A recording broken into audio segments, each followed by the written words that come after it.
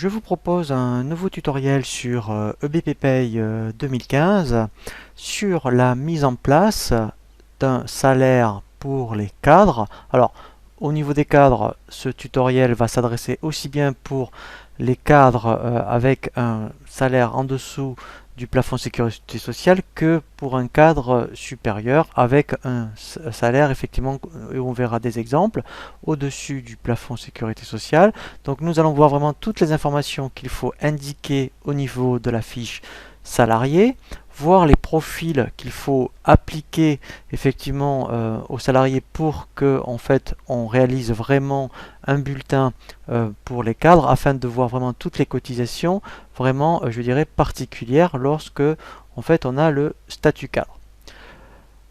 Lorsque vous mettez en place une fiche salarié pour un cadre, alors ici l'objectif c'est de vous montrer vraiment toutes les particularités pour un cadre, puisque je vous invite à consulter un tutoriel vraiment dédié à la création d'une fiche salariée, où là par contre vous allez vraiment voir en détail tous les onglets.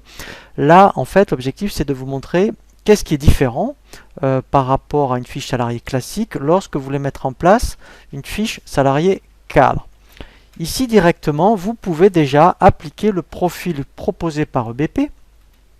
Vous avez donc ici soit le profil cadre ou cadre forfait jour. Donc en fonction, je dirais, de votre société, vous irez chercher le profil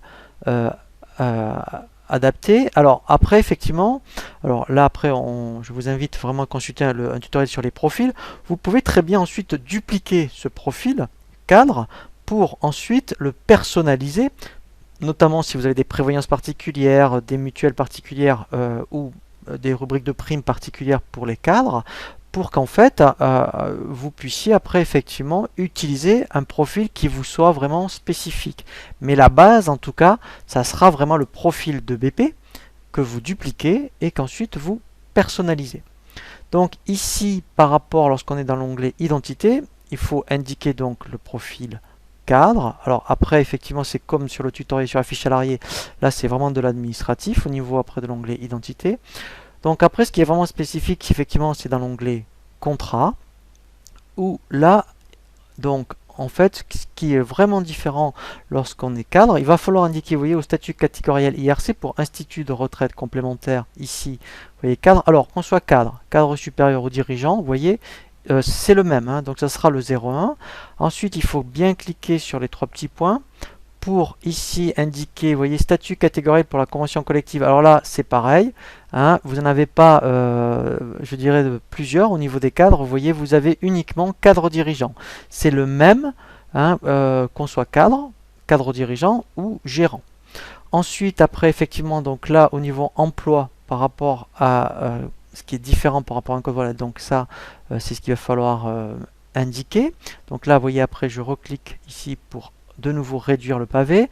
Ici dans l'onglet entrée, voilà, donc là par contre par rapport à un cadre, il n'y a rien de différent par rapport à un salarié classique quand on le crée.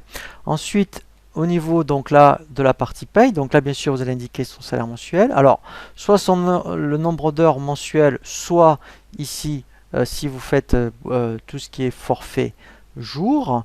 Donc voilà, donc là après bien sûr s'il a droit au congé payé, donc là là vous touchez rien. Voilà, et après par rapport, alors au niveau onglet déclaration, donc là c'est comme un salarié classique, puisque là vous allez vraiment indiquer qu'il est bien assujetti au chômage, donc il n'est pas exonéré. Donc élection prud'homale, ça va être donc un contrat droit privé collège salarié. Voilà, donc là par rapport au tutoriel affiche salarié, il n'y a rien de différent. Donc après, ce qui est vraiment effectivement différent, c'est par rapport aux cotisations. Donc donc là bien sûr après on enregistre. Donc si on regarde les profils qui sont proposés par EBP, donc dans les profils, donc dès que vous tapez ici cadre, voilà, ici donc vous voyez vous avez soit cadre CDD ou cadre en forfait jour. Donc quand on double-clique sur le profil, voilà, ici donc ce sont, alors en fait ce sont des sous-profils, et quand on va avoir le détail, vous cliquez sur aperçu des rubriques du profil, voilà, et là vous avez vraiment toutes les rubriques qui sont dédiées au cadre. Alors après voilà, hein, donc en fait, lorsqu'on est cadre, effectivement, c'est surtout après au niveau des retraites. Vous voyez, donc là, vous en avez un petit peu plus. Il y a la CET, la PEC, voilà, et la GMP. Alors la GMP, c'est pareil, ça dépendra du salaire du cadre, hein, bien sûr. Donc en fonction du salaire, sera donc alors là, je vous invite vraiment à consulter le tutoriel sur la GMP. Il y aura vraiment soit de la GMP ou uniquement de la tranche B. Donc ensuite, quand vous avez bien affecté le profil, donc après, alors là, moi je fais le bulletin directement à partir de la fiche, parce que là, j'ai vraiment qu'un seul bulletin à vous montrer. Donc je fais créer, je fais bulletin, voilà, à partir du profil.